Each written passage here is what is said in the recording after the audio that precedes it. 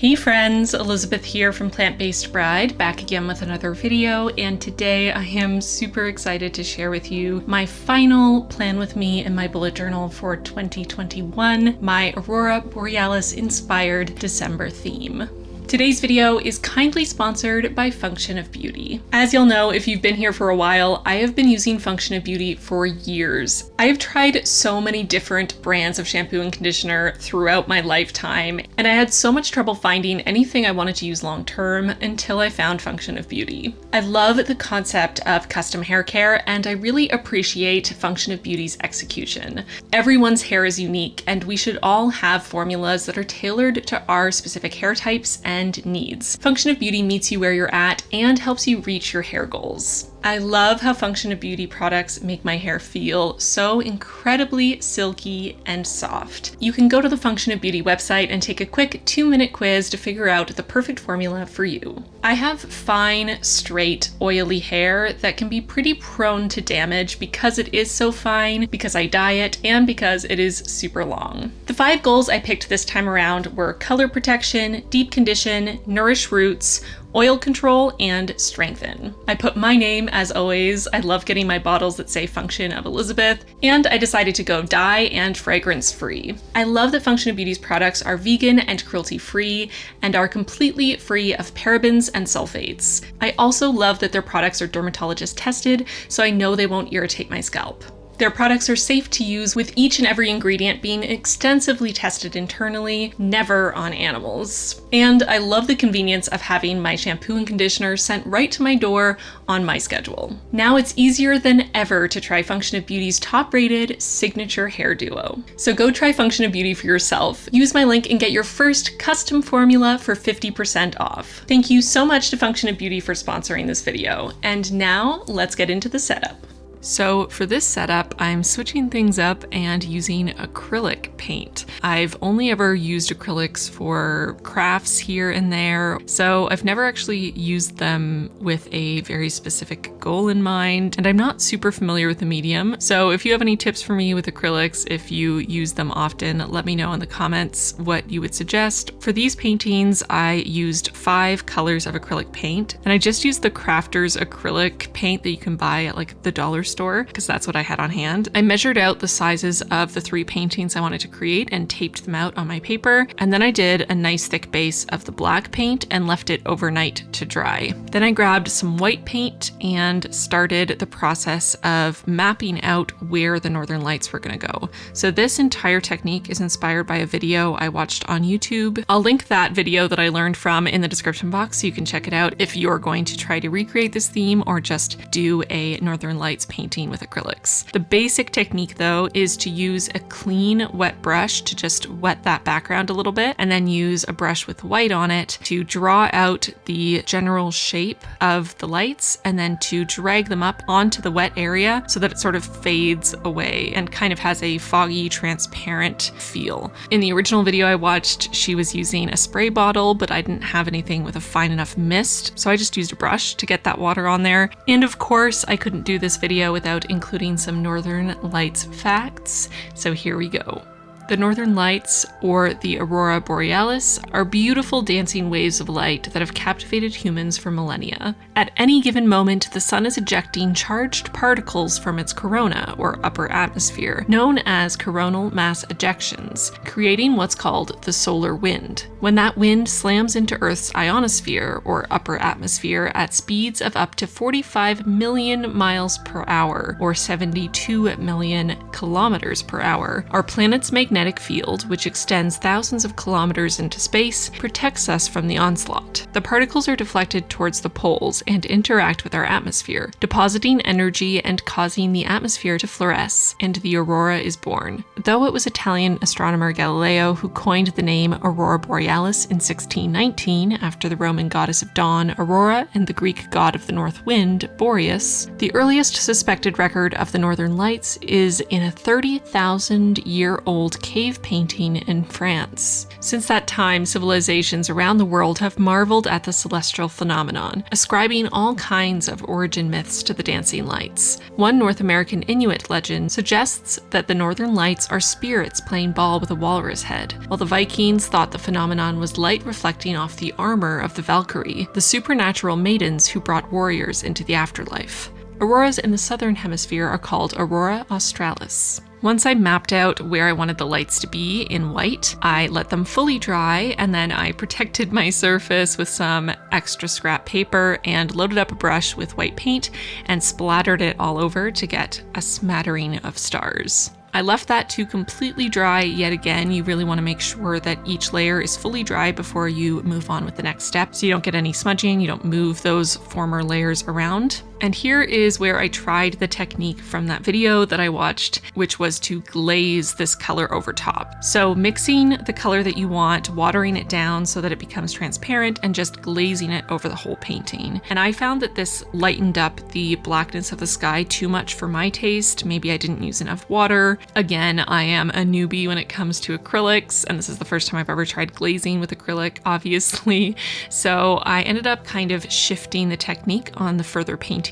As you can see here, I'm going back in with more concentrated paint with less water to go over those white areas to try to get a brighter green. I decided to stick to 3 shades of green and teal for the lights, just to try to have a consistent color story for the setup. Although obviously there are so many options for colors when it comes to the northern lights, and there are so many beautiful combinations: purples, pinks, maroons, different shades of greens and teals. So you can pick out a color scheme that works for you and what you're going for. For the next painting, I mixed the green that I created with turquoise to get a color between turquoise and green. More of a minty color, I guess.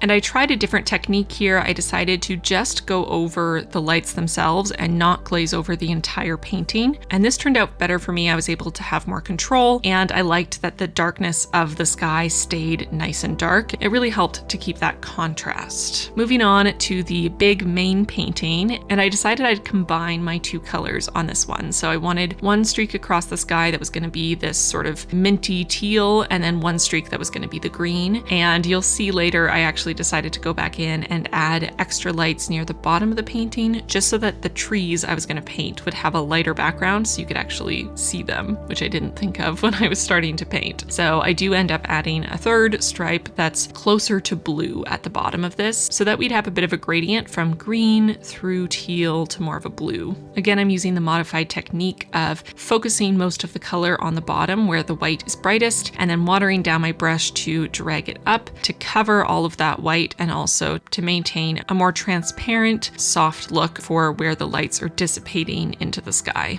The bright colors of the northern lights are dictated by the chemical composition of Earth's atmosphere. Every type of atom or molecule, whether it's atomic hydrogen or a molecule like carbon dioxide, absorbs and radiates its own unique set of colors. Some of the dominant colors seen in aurorae are red and magenta hues produced by nitrogen molecules, and teal and green produced by oxygen molecules. Now I'm going back into that first painting to fix this up, so I'm just going in with black and trying to add back in that darkness that was taken away by using this glazing technique over the whole painting. So I'm focusing most of the darkness right under the lights to add that clear distinction between where the light ends and the sky underneath, and then dragging that down softly into the rest of the sky to try to sort of blend with where the lights are fading up. That's sort of the main thing I'm finding with northern lights, is to really focus on having that soft dissipation, that vertical streakiness up from the line of the light, but to have a nice clear distinction between the bottom of that line of light and the sky underneath. This is the moment that I realized that you would not be able to see the trees on the black background if I didn't add more lights. So here I am doing this technique all over again, adding an extra streak of light near the bottom of each painting. So I'm using the same technique again, starting with white to map out the shape and then going back in with my color. But Earth isn't the only planet with aurora. Jupiter and Saturn have auroral ovals on both hemispheres. Astronomers have also spotted aurora on Uranus and Neptune. Unlike the curtains of colorful light that appear on Earth, the aurora on Uranus look like faint, glowing dots. Despite not having a magnetic field, astronomers have noted an aurora-like phenomenon on Venus, caused by the reaction between the solar wind and the ions in the planet's ionosphere. Astronauts on board the International Space Station are at the same altitude as the auroras, and therefore see them from the side.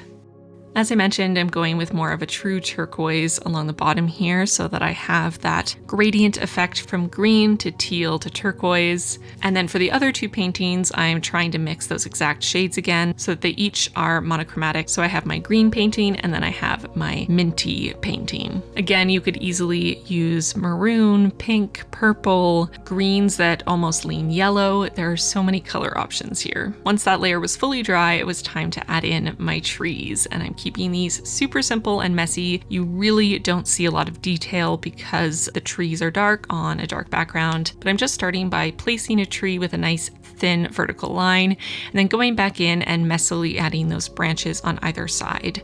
I'm starting by just painting all of my trees in black, and once those are fully dry, I'm going to go in and add highlights that will help to distinguish the trees from the background a little more and make it look a little more realistic, since the top edges of the branches would be a little brighter because of the bright northern lights above them. Of course, there are so many options with how you could finish off a painting like this. You could leave it just a snapshot of the sky. You could add hills or mountains. You could even add a lake and have a reflection of the lights. So many options here, but I decided to keep it really simple and just stick to trees. Canada's first magnetic observatory, the Toronto Magnetic and Meteorological Observatory, was established in 1839 and is the oldest scientific institution in Canada. While solar wind is constant, the sun's emissions go through a roughly 11-year cycle of activity. The last solar maximum, or period of peak activity, occurred in 2014, placing the next one in approximately 2025. Once I finished painting the trees on all three paintings and left them a good amount of time to dry, I'm going to go in and do these highlights. So for these highlights, I'm using a mix of white paint and a little bit of that hand-mixed minty color so that it looks like it could be a highlight from the lights themselves. I'm just focusing on adding these highlights pretty messily to the top edge of quite a few of the branches, down about halfway. I'm not going to go all the way down, since obviously the lower portions of the trees here would be in complete darkness, or the trees in the foreground, because they wouldn't be close enough to the lights to be getting highlighted. So I'm trying to keep a pretty dry brush, not adding any water here, so that I can get just a very light, almost textured effect here. And I'm using a really small flat brush with a relatively thin edge. If there's any areas where you add too many highlights, or maybe you add too much water on your brush, just let it dry and go over it with black and you're good to go. Once that was completely dry, I could remove the washi tape, which as always is my favorite part, and cut out my paintings. I'm going to glue them in using a regular glue stick. So on the left, I'm using my smaller green painting, and then on the right, I'm using my full-size main cover painting. Despite plenty of advances in heliophysics and atmospheric science, much about the Northern Lights remains a mystery. We're learning new aspects of the science behind the Aurora Borealis every single year. Once those were glued in, it was time to finish up the cover page here. So I decided to include a couple different elements here. I'm starting with a color palette with my 4 colors, with the exclusion of white since the page itself is white. So I have my mixed green, my minty color, my turquoise, and black. I'm also adding a little quote, "Never hide your true colors."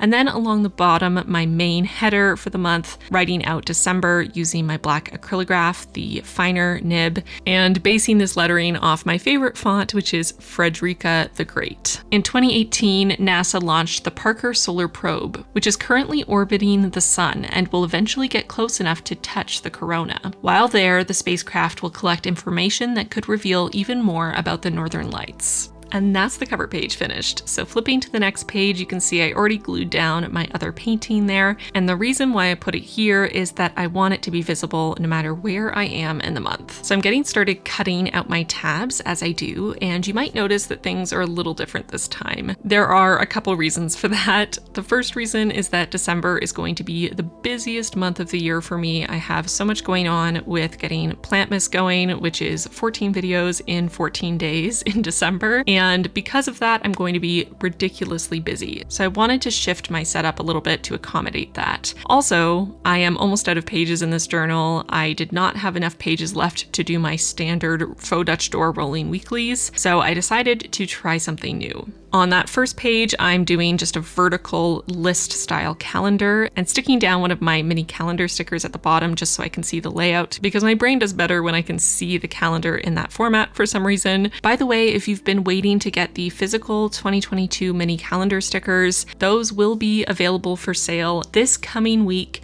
so keep an eye out. I will announce it on Instagram. I'll also do a community post here on YouTube, and I'll put a link in the description box once they're ready. Right now, the digital version is available if you want to print them at home, but if you're waiting for the physical stickers, those are coming very soon. As you can see here, my weeklies are much smaller than usual, but again, because of this ridiculous schedule that happens every year in December, I really need to focus on just the main few things I need to get done every day. So that is why each daily space is so tiny. It's really just a spot for me to write down which video I'm filming or editing that day, and if there's any other important thing I need to keep in mind. Very simple and straightforward. And then at the end, I'm going to have 2 spaces for Plantmas planning in general, where I can write down my schedule, shot lists, supplies I need to get, anything that comes to mind that is Plantmas related, I'm going to put on those 2 final sections.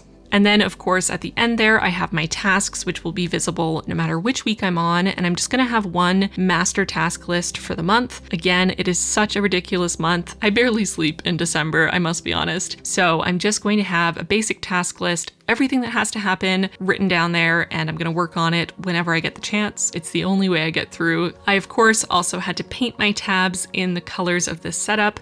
Because I only needed 3 tabs this time around, it was perfect. I could do my green, my minty color, and my turquoise. And I'm so happy with how the spacing turned out, that the tabs fit perfectly between the weekly and my little artwork. Thank you so much to Function of Beauty for sponsoring this video. Unlock 50% off non-member pricing for your first custom set with the link in the description box for US and Canadian customers. And we're done. So here is the final flip through of all the spreads, my cover page here, and then my sort of main hub for getting stuff done in December, my artwork, my calendar, all my weeklies, my Plantmas planning space, and then my monthly task list there. And I'm really excited to try this layout. I hope that I was able to create something that is usable for me despite having not many pages left at the end of my notebook, and we'll see how it turns out. So hopefully you enjoyed this video. If you did, give it a like and subscribe if you haven't already. Plantmas is approaching very quickly, so turn on notifications if you want to make sure to see all of the extra videos that are coming up in December. I would love to know if you've seen the Northern Lights in person. If you have, how did you feel seeing them with your own eyes? I did for the very first time a couple weeks ago, and honestly, it was one of the most incredible experiences of my life. It was absolutely awe-inspiring. When I saw the lights dance in the sky in front of me, I just started crying. I couldn't help it. It was just one of the most beautiful things I've ever seen. If you enjoyed today's Aurora Borealis facts, be sure to leave a space or a sky-related emoji down below in the comments. Last week's video, I did a weekly vlog with my experience doing NaNoWriMo for the first time, and I'm not typically a vlogger, so it was very outside of my comfort zone, but it was really fun to put together, and I would love to know if y'all would be interested in seeing more vlog-style content from me in the future. I want to take a moment to thank my patrons for their support. Extra special thanks to our newest patrons, Amber, Diana, Diane, Dylan, Erica, Janet, Julia, Kendall, Krista, Laura, Layla, Parker, Ruth, Shivani, and Ski Pants with Little Footy Footies. Welcome all of you to the squad. We are so excited to have you. If you at home want to join the squad, feel free. There's a link in the card and in the description box down below. And if you join, you can get printables of these Northern Lights paintings that I created in this video. So that is it for this video. Thank you so much for watching, and I'll see you really soon in my next one. Bye, friends.